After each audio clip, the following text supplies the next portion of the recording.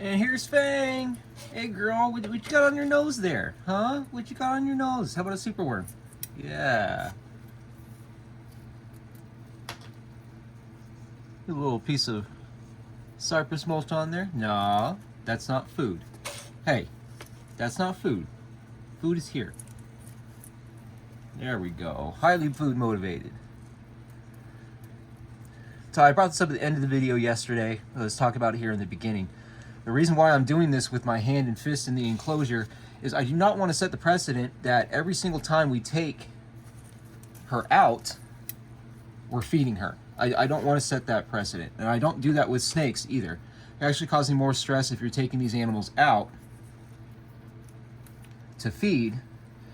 And you're also, if you're just doing a handling sesh and you've been, you always take your animal out to feed and you're trying to do handling, well, at some point they're going to expect food. And so, bites, nips, certain things are going to happen. So monitors especially are intelligent enough to know the difference between my hand not being food and food coming only straight from the tongs. Thanks, superworm. Got her linger on that last one. Let's get those pets in.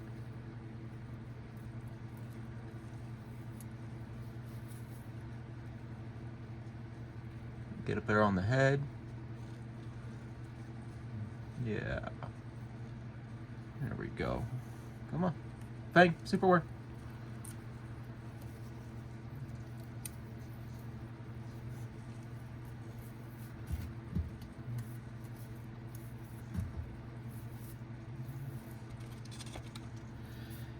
And I also had a comment set yesterday on one of the videos about the light and how low it is. So it's a 50-watt bulb, and I opted for its 4x2 by 12-inch high enclosure because of her MBD issues in her front arms. I did not want her climbing or getting up on her hind legs until we can kind of fix those MBD issues that's going on. You can see that bowing right there. And so that 50-watt bulb, that hot spot right there where she's right under it, is about 110 to 115. During the peak of the summer, we'll probably have to drop that down to a 25-watt to keep the same, otherwise it might get too hot. So I am not concerned about burns because of that 50-watt bulb and it being 110, 115, and I have put my hand up under there multiple times. I do it constantly to check to make sure she cannot burn herself. Yeah, I like the linger. The linger's good. Lingering on the hand. There she is. Superworm. Oh. Bang. Superworm.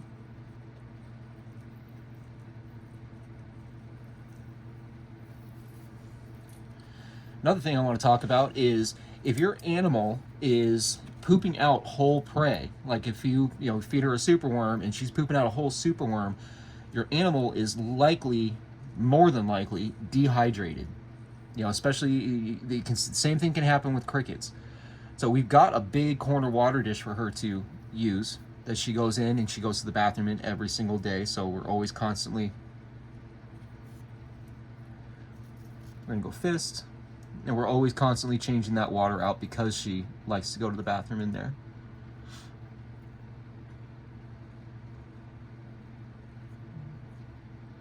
Thing, superworm. Are you calling it quits? Was that enough for today? No, you still got some in your throat? You gotta work it down?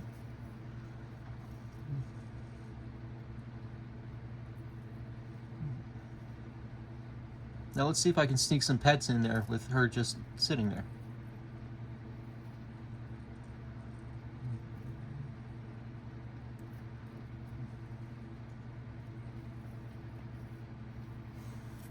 A little bit of a hiss. So you see, we've made a lot of progress, but at this size, she's only about 6 months old, close to a foot long. This is normal. As she grows, that defensiveness is going to go away. Okay, everything about their world right now is predators. Everything to them is a predator that's out to get them. Especially with larger snake species as well. The bigger they get, the more docile they become. because as they grow, there's less and less predators in their world. Yep, fang, superworm.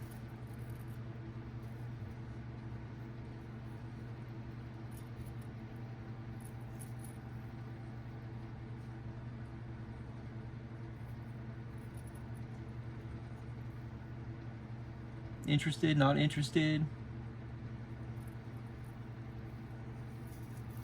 There you go. Yeah. All right, guys, we're gonna call the session there.